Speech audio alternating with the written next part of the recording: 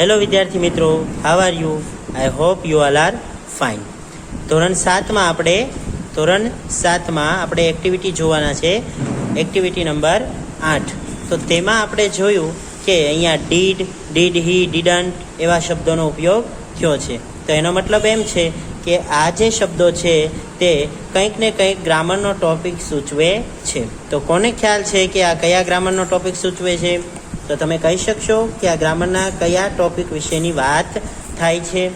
તો કે હા, આ છે એક સમયગાળો એટલે કે ટેન્સીસની વાત થઈ રહી છે. ટેન્સીસ વિશેની વાત થઈ રહી છે. કારણ કે ઇંગ્લિશ ગ્રામરમાં અથવા તો કોઈ પણ ભાષા શીખવા માટે સૌપ્રથમ કાળ સમજવા જરૂરી છે.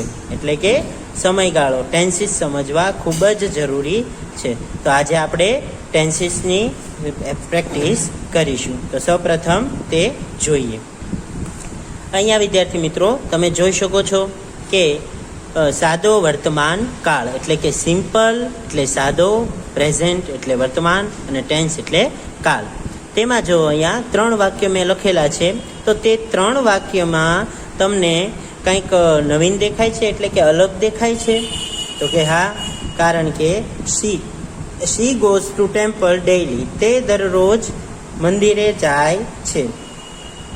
કોઈ છોકરી છે તે દરરોજ મંદિરે જતી હોય તો આપણે શું કહીએ કે તેણી દરરોજ મંદિરે જાય છે. તો તેની જે મંદિરે જવાની વાત થાય છે તો તે ડેઇલીની વાત થાય છે. તો તે થશે વર્તમાન કાળ. પછી આવે છે Meera was sing a song, અથવા તો તમે અહીંયા Meera sang a song yesterday એ રીતે લખી શકો, કારણ કે વોઝ લાગે એટલે મૂળરૂપ લાગેલું છે. તો આ જે વાત થઈ તે ગઈકાલની વાત થઈ. તો ગઈકાલે થઈ ગયું હોય તેને આપણે શું કહેવાય? તો કે તેને કહેવાય ભૂતકાળ. અને ત્રીજું જે સેન્ટેન્સ છે Sheetal will not come tomorrow, એટલે કે આવતીકાલે શીતલ આવશે નહીં. તો આવતીકાલની જે ક્રિયા બની નથી પણ જે ક્રિયા બનવાની છે ભવિષ્યમાં, એની જ્યારે આપણે વાત કરીએ ત્યારે તેને કહેવાય છે ભવિષ્યકાળ. ઓકે, તો આપણે આપણા અભ્યાસક્રમમાં ડીડવાળો જે કાળ છે તે છે ભૂતકાળ. સાદો ભૂતકાળ છે તે આપણે ભણવાનો છે, પણ તેના પહેલાં આપણે જે વર્તમાન કાળ છે તે જાણવો ખૂબ જ જરૂરી છે. કારણ કે જો વર્તમાન કાળ ન આવડે તો તમને ભૂતકાળ પણ આવડે નહીં. તેના માટે સાદો વર્તમાન કાળ આપણે શીખીએ. તો સૌપ્રથમ તો તેના ઉપયોગો શીખી લઈએ કે રોજિંદી ક્રિયા, નિયમિત ક્રિયા, આવું બધું થતું હોય ત્યારે આપણે સાદા વર્તમાન કાળનો ઉપયોગ કરીએ છીએ. રોજિંદી ક્રિયા એટલે કેવી? કે she goes to temple daily, એટલે કે તે દરરોજ મંદિરે જાય છે. તો we go to Saputara every week. તો અહીંયા જે છે તે સાપુતારા જવાની વાત કેટલા વીકે થાય? દર વીકે. એટલે તેને કહેશું આપણે નિયમિત ક્રિયા. ઓકે, તો રોજિંદી ક્રિયા, નિયમિત ક્રિયા થતી હોય ત્યારે સાદા વર્તમાન કાળનો ઉપયોગ થાય છે. પછી છે ટેવ કે કુટેવ દર્શાવવા માટે અને વિજ્ઞાનના નિયમ આ માત્ર તમારે સમજવા માટે છે. ઓકે, સનાતન સત્ય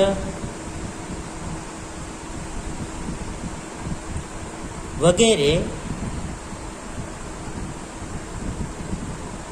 ટેવ કે કુટેવ દર્શાવવા માટે, વિજ્ઞાનના નિયમ દર્શાવવા માટે, અથવા સનાતન સત્ય એવું સત્ય કે જે બધા માને, તેના માટે આપણે સાદા વર્તમાન કાળનો ઉપયોગ કરીએ. અહીંયા હું એમ કહું કે વોટર બોઇલ્સ એટ 100 સેલ્સિયસ, એટલે કે 100 સેલ્સિયસ તાપમાને પાણી ગરમ થાય છે.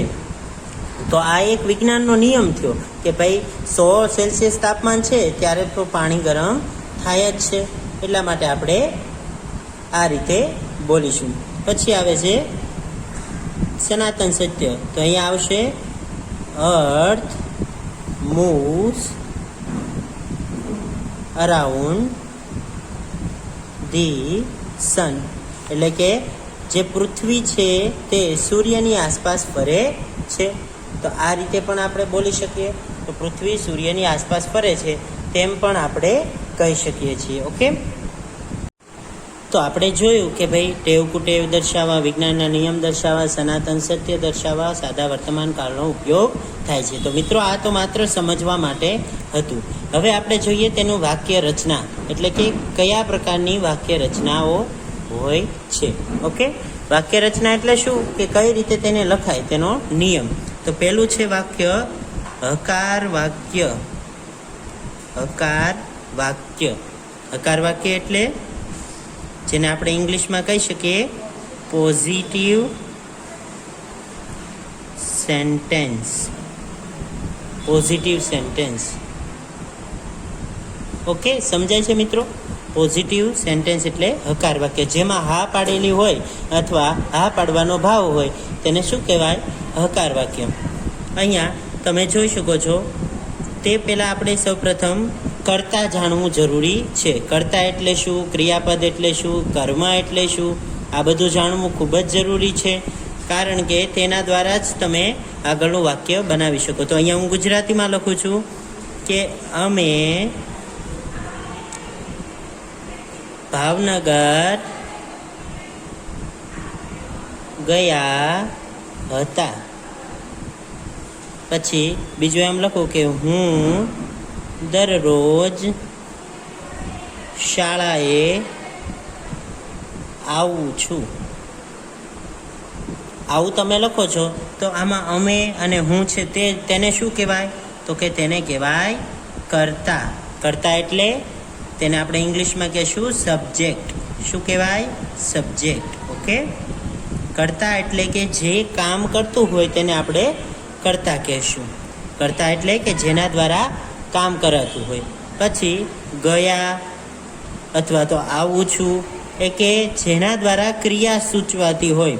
ક્રિયા એટલે કામ, તો આને આપણે કહેશું ક્રિયાપદ. એટલે કે જે શબ્દ દ્વારા કામ સૂચવાતું હોય, ક્રિયા સૂચવાતી હોય તેને કહેશું ક્રિયાપદ.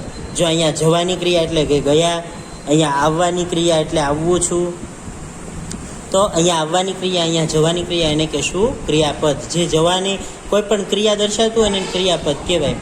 પછી ક્યાં ગયા હતા? તો કે ભાવનગર. અહીંયા ક્યાં જવાની વાત છે? તો કે શાળાએ. તો આ બંનેને આપણે કહેશું કર્મ. કર્મને ઇંગ્લિશમાં કહેવાય ઓબ્જેક્ટ. ઓબ્જેક્ટ. ક્રિયાપદને કહેવાય વર્બ. તો આ બધા શબ્દો તમારે યાદ રાખવાના છે. આ બેઝિક છે. જો આ નહીં આવડે તો આગળ તમને પ્રોબ્લેમ થશે. તો આપણે ઇંગ્લિશમાં સેન્ટેન્સ જોઈએ કે I play cricket daily in morning. આ પ્રકારે તમે સેન્ટેન્સ બનાવો છો. I play cricket daily in the morning. In the morning એ પણ તમે લખી શકો. In the morning. I play cricket in a morning. તો આઈ છે તે કર્તા છે. કર્તા એટલે કે કામ કરે છે. જે કામ કરે એટલે આઈ એટલે કે હું શું કરું છું? તો કે રમું છું. તો રમવાને ઇંગ્લિશમાં કહેવાય પ્લે. તો પ્લે છે તે ક્રિયાપદ એટલે કે વર્બ. તેને આપણે વર્બ કહેશું. શું રમો છો? તો કે ક્રિકેટ. તો કે ક્રિકેટ રમે છે એટલે એને કહેશું કર્મ. વાક્યને તમે શું પ્રશ્ન પૂછો ને જે જવાબ મળે તેને કર્મ કહેવાય. કોણ પ્રશ્ન પૂછો ને જવાબ મળે તેને કર્તા કહેવાય. તો એને કર્મ એટલે કે ઓબ્જેક્ટ. પછી ડેઇલી છે તેને અન્ય શબ્દો કહેવાય. કેવા? અન્ય શબ્દો, જે કાળસૂચક શબ્દો હોય છે. તો આપણે સૌપ્રથમ હકાર વાક્ય રચના શીખી લઈએ. તો તમને સમજાઈ ગયું વિદ્યાર્થી મિત્રો કે ભાઈ અન્ય શબ્દો કોને કહેવાય, કર્તા કોને કહેવાય, ક્રિયાપદ કોને કહેવાય. તો તેના વિશે જ આપણે હવે આગળ ભણવાનું આવશે. તો અહીંયા આપણે જોઈએ કે કર્તા પ્લસ આ છે તેની વાક્ય રચના. હકાર વાક્ય રચના કેવી? હકાર એટલે કે હા પાડે, જેમાં ના નથી તે. હકાર કર્તા પ્લસ ક્રિયાપદનું મૂળરૂપ અથવા એટલે ઓર મૂકું છું અહીંયા, ક્રિયાપદને એસ કે એસ લાગે પ્લસ કર્મ પ્લસ અન્ય શબ્દ. આ તેની વાક્ય રચના થઈ. આ તમારી બુકમાં તમારે લખી નાખવાની છે. આ રીતે જ આપણે કાળ સમજવાના હોય તો જ તમને તેના વિશે વધારે માહિતી મળી શકશે. ઓકે, જો અહીંયા હું એક સેન્ટેન્સ લખું કે શી પ્લેસ હોકી ડેઇલી. શી પ્લેઝ હોકી ડેઇલી એટલે કે તેણી દરરોજ હોકી રમે છે. ડેઇલી એટલે દરરોજ, શી એટલે તેણી. તો અહીંયા તમે જોઈ શકો છો. આમ બીજું વાક્ય લખું, આઈ પ્લે હોકી ડેઇલી. તો આ બંને સેન્ટેન્સ સાચા છે. એટલે કે બંને જે વાક્ય રચના છે તે સાદા વર્તમાન કાળની જ છે, એટલે કે કર્તા પ્લસ ક્રિયાપદ. તો અહીંયા તમે જોઈ શકો છો, અહીંયા એસ લાગેલો છે, જ્યારે અહીંયા કાંઈ પણ લાગ્યું નથી. તો શા માટે આવું બન્યું? તો આવું શા માટે? તો કે બંને વાક્યો સાચા છે, બંને વાક્યો સાચા છે, પણ અહીંયા એસ છે, અહીંયા નથી. તો આપણે એટલું ખાસ યાદ રાખવાનું કે હી, શી અને ઇટ કર્તા તરીકે હોય ત્યારે ક્રિયાપદને એસ કે યસ લાગે છે. જ્યારે આઈ, વી, યુ અને ધે કર્તા તરીકે હોય ત્યારે કંઈ પણ પ્રત્યય લાગતો નથી. સમજાય છે? હી, શી, ઇટ હોય કર્તા તરીકે તો એસ કે યસ કોને લાગે? તો કે ક્રિયાપદને લાગે છે. ક્રિયાપદને એસ કે યસ લાગે અને આઈ, વી, યુ, ધે આટલા હોય કર્તા તરીકે, તો ક્રિયાપદને કાંઈ પણ પ્રત્યય લગાડવાનો નથી. તો અહીંયા આપણે જોઈશું કે શી છે, તો કે શી છે એ તે અહીંયા છે, તો આપણે એસ લગાડ્યો. અહીંયા જો આઈ છે અહીંયા, તો અહીંયા શું લખ્યું છે? કંઈ પણ પ્રત્યય લાગતો નથી, એટલે કે એસ કે યસ લગાડ્યો નથી, એટલે વાક્ય બંને સાચા પડે છે. તો સમજાઈ ગયું વિદ્યાર્થી મિત્રો? આ પ્રકારે જ આપણે સમજવાનો છે કાળ. તો હું તમને વાક્યો 2-3 લખાવું છું, તે તમારી બુકમાં તમારે મારી સાથે લખતા જવાના છે. તો સૌપ્રથમ આપણે વાક્યો લખતા પહેલાં તેને સમજતા જઈએ કે ભાઈ સમજવું પણ એટલું જ જરૂરી છે. કારણ કે જો આપણને ન આવડે એનો મતલબ એમ છે કે આપણે બરોબર સમજેલા નથી. તો સમજવા પણ એટલા જ જરૂરી છે. તો તેની વાક્ય રચના તો બધાને યાદ રહેવી જ જોઈએ. કર્તા પ્લસ ક્રિયાપદનું એસ કે યસ વાળું રૂપ પ્લસ કર્મ પ્લસ અન્ય શબ્દ, તો જ તમે આને લખી શકો. હવે એક વાક્ય લખાવું કે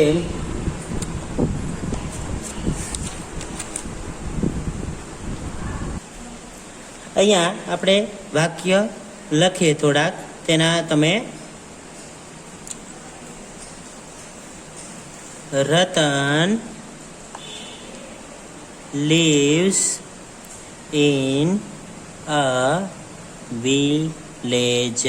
okay, Ratan lives in village. તો અહીંયા હું તમને જો સ્ટાર કરું છું એટલે તમને યાદ રહે. પછી આ વાક્યને આપણે સમજીએ થોડી વાર રહીને. Nita gets up early daily. દરરોજ નીતા સવારે વહેલા ઉઠે છે. પછી છે કે I eat an apple daily. તો આ 3 વાક્યો તમને અહીંયા આપેલા છે. આ 3 વાક્યમાં તમને કંઈ દેખાય છે? તો અહીંયા જો રતન છે, તો રતન એ છોકરીનું નામ છે, એટલે કે શી થઈ. રતન એટલે છોકરીનું નામ. તો આપણે જેમ વાત કરી હતી તે રીતે જો હી, શી, ઇટ હોય તો એસ કે યસ પ્રત્યય લગાડવાનો છે ક્રિયાપદને. લીવ એટલે રહેવું. સમજાય છે? રહેવું એટલે રહેવાની ક્રિયા થાય છે. એટલે કે રતન એટલે કે છોકરીનું નામ અથવા તો શી આપેલું હોય, છોકરાનું નામ અથવા તો હી આપેલું હોય, અથવા તો કોઈ વસ્તુ પ્રાણી આપેલું હોય તો એને ઇટ સમજવાનું. તો રતન કરતા પ્લસ અહીંયા લીવ્સ, તો લીવને એસ લાગેલો છે, તમે જોઈ શકો. હા, તો કે ક્રિયાપદનું એસ કે ઈએસ વાળું રૂપ પ્લસ કર્મ પ્લસ અન્ય શબ્દ. તો આ પ્રકારે વાક્ય રચના બની. તો એ આપણે જોવાનું. પછી છે નીતા, એટલે કે કરતા. પછી અહીંયા જો નીતા છોકરીનું નામ છે એટલા માટે આપણે એસ લગાડ્યો. Gets up early daily. સમજાય છે વિદ્યાર્થી મિત્રો? તો અહીંયા એસ કે ઈએસ વાળું પદ પ્લસ કર્મ પ્લસ અન્ય શબ્દ. અહીંયા કર્મ ન હોય કારણ કે અર્લી, ગેટ્સ અપ અર્લી, તો એ રીતે લખવાનું. આઈ ઈટ એન એપલ ડેઈલી. તો અહીંયા તમને ખબર છે કે આઈ આપેલો છે, તો અહીંયા આપણે જેમ ભણ્યા કે આઈ વી યુ ધે હોય તેની સાથે પ્રત્યય ન લાગે, તો અહીંયા આઈ છે એટલા માટે ઈટને પ્રત્યય લાગેલો નથી, અને આ વાક્ય તોય સાચું છે, તો તેને કહેશું આપણે સહકાર વાક્ય. હવે આવે છે નકાર વાક્ય. નકાર વાક્ય હવે આપણે જોવાનું છે. નકાર વાક્ય એટલે કે ઇંગ્લિશમાં કહેવાય એને નેગેટિવ સેન્ટેન્સ. સમજાય છે? Negative sentence. તો મને આશા છે કે તમે બધાને હકાર વાક્ય રચના આવડી ગઈ છે. હવે નકાર વાક્ય રચનામાં બે શબ્દો આવશે, એટલે કે તે હું અહીંયા લખું છું, ડુ અને ડઝ. આ બે શબ્દો આવશે. તો ડુ ક્યારે વાપરવાનો? તો કે જ્યારે કર્તા તરીકે I we you they, I we you they. સમજાય છે? તેની સાથે ડુ લગાડવાનું, અને ઈએસ વાળો પ્રત્યય કોની સાથે લાગશે? તો કે હી શી ઇટ. હી શી ઇટ આની સાથે આપણે શું લગાડશું? ડઝ. તો એની વાક્ય રચના લખી નાખીએ અહીંયા. વાક્ય રચના કોની છે? નેગેટિવ સેન્ટેન્સની વાક્ય રચના. તો તે તમારે લખવાની છે કર્તા પ્લસ ડુ અથવા does, does plus not plus ક્રિયાપદ V1 એટલે કે મૂળ રૂપ, ક્રિયાપદનું મૂળ રૂપ. એસ કે એસ વાળું રૂપ નથી લગાડવાનું.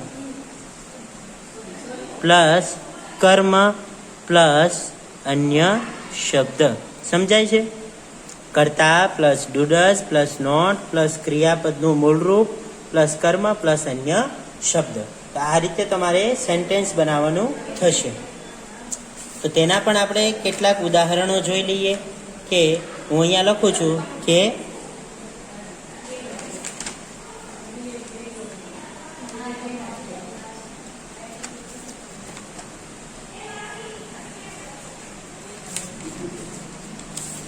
સૌપ્રથમ તો આપણે તેના નકાર વાક્ય રચના જોતા પહેલા આપણે તેને એક વાક્ય લખીએ કે આનંદ પ્લેસ ક્રિકેટ. આનંદ પ્લેસ ક્રિકેટ. સમજાય છે? આનંદ ક્રિકેટ રમે છે. તો આનંદ છે તે કેવો છે? છોકરો, એટલે કે હી, એટલે અહીંયા એસ કે યસ લગાડેલો છે. તો હવે આનું નકાર વાક્ય બનાવવું હોય તો કેમ બનાવશું?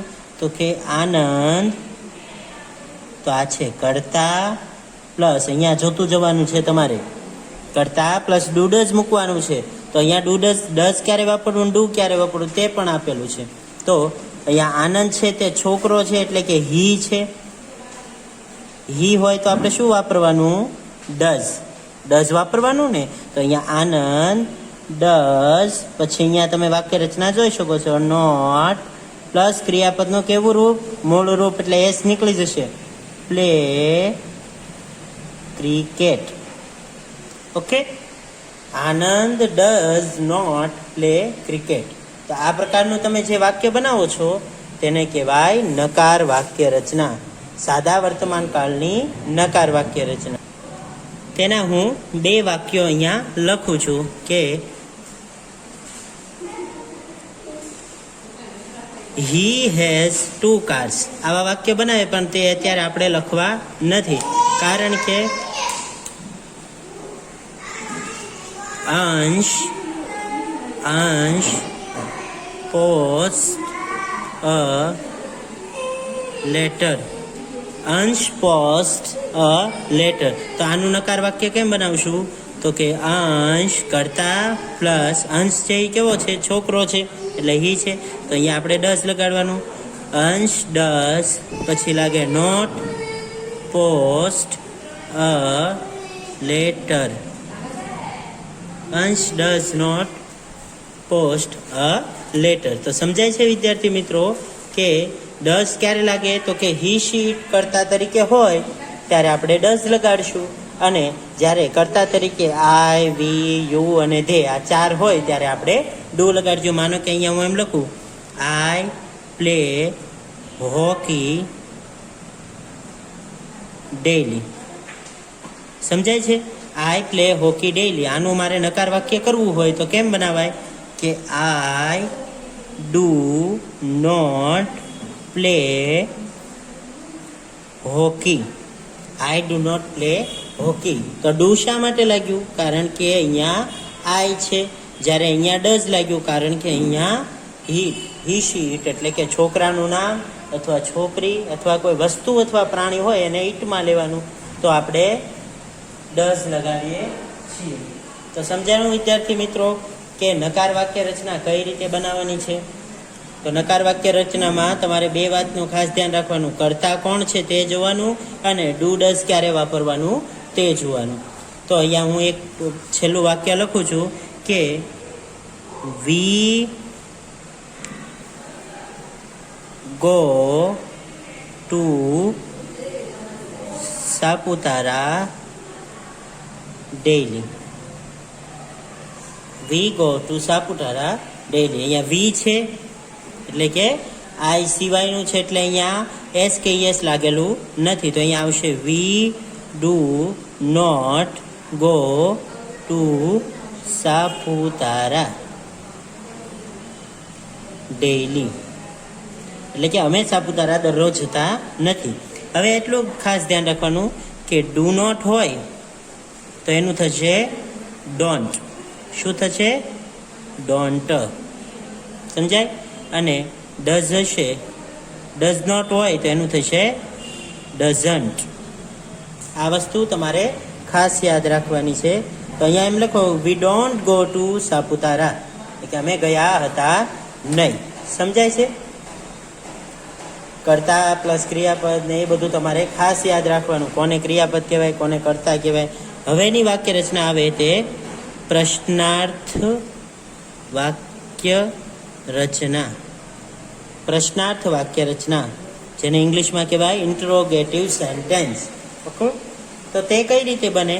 તો તેની વાક્ય રચના આપણે જોઈ લઈએ. સૌપ્રથમ પ્રશ્નાર્થ વાક્ય રચના એટલે ત્યારે તમે પ્રશ્ન પૂછો છો, કોઈ પણને જ્યારે તમે પ્રશ્ન પૂછો છો અને જે વાક્ય રચનાનો ઉપયોગ કરો તેને કહેવાય પ્રશ્નાર્થ વાક્ય રચના. અહીંયા આવશે ડુ ડઝ પ્લસ કર્તા પ્લસ ક્રિયાપદ પ્લસ કર્મ પ્લસ અન્ય શબ્દ plus question mark. Do does plus કર્તા પ્લસ ક્રિયાપદ કર્મ અન્ય શબ્દ. તો ડુ ડઝને આપણે વાક્યની શરૂઆતમાં લઈ લેવાનું છે. પ્રશ્નાર્થ વાક્ય બનાવતી વખતે ડુ ડઝને કર્તા મુજબ આપણે વાક્યની શરૂઆતમાં મૂકીશું. તો અહીંયા હું લખું વાક્ય do you like to play cricket daily. અહીંયા પ્રશ્નાર્થ ચિહ્ન. Do you like to play cricket daily? શું તમને દરરોજ ક્રિકેટ રમવું ગમે છે? તો અહીંયા યુ કરતા તરીકે છે એટલા માટે આપણે અહીંયા ડીઓ ડુ લગાડેલું છે. જ્યારે હું કરતા તરીકે હી શીટ કોઈ પણ વાપરું ત્યારે આપણે ડઝ લગાડીશું. જો does she cook food daily? શું તેણી દરરોજ રાંધે છે અથવા તો રસોઈ બનાવે છે? તો અમુક આળસુ હોય તે રસોઈ ના બનાવતા હોય તો આપણે પ્રશ્ન પૂછવો પડે કે શું તે દરરોજ રસોઈ બનાવે છે? તો અમુક એવા હોય જે ન બનાવતા, એટલા માટે આ પ્રશ્ન પૂછવો પડે. માત્ર તૈયાર ખોરાક જ ખાતા હોય, પીઝા ને પેકેટના, તો તે લોકો માટે આ પ્રશ્ન પૂછવો પડે. તો અહીંયા આપણને ખબર પડી કે ડઝ શા માટે લગાડ્યું, તો કે શી છે. તો હી શી ઇટ હોય ત્યારે આપણે SKEH વાળું પદ લગાડશું એટલે કે ડઝ લગાડશું. પછી કુક, કુક મૂળ રૂપ રહેશે એટલે કે V1 રહેશે. પછી ફૂડ એટલે કે ખોરાક, ડેઈલી એટલે દરરોજ, દરરોજ. ઓકે, તો does she cook food daily એટલે કે તેણી શું દરરોજ રસોઈ બનાવે છે, તો કે ના અથવા તો હા. તો જ્યારે તમે આ રીતે જે સહાયકારક ક્રિયાપદ છે તેને તમે વાક્યની શરૂઆતમાં લ્યો ત્યારે તેને પ્રશ્નાર્થ રચના બની કહેવાય. તો આ રીતે તમને સાદો વર્તમાન કાળ આપણે અહીંયા પૂરો કરીએ છીએ. બધા કાળના 5-5 વાક્ય તમને હું હોમવર્કમાં આપું તે તમારે લખીને આવવાના થશે. તો અહીંયા આપણે સાદો વર્તમાન કાળને સંપૂર્ણ કરીએ.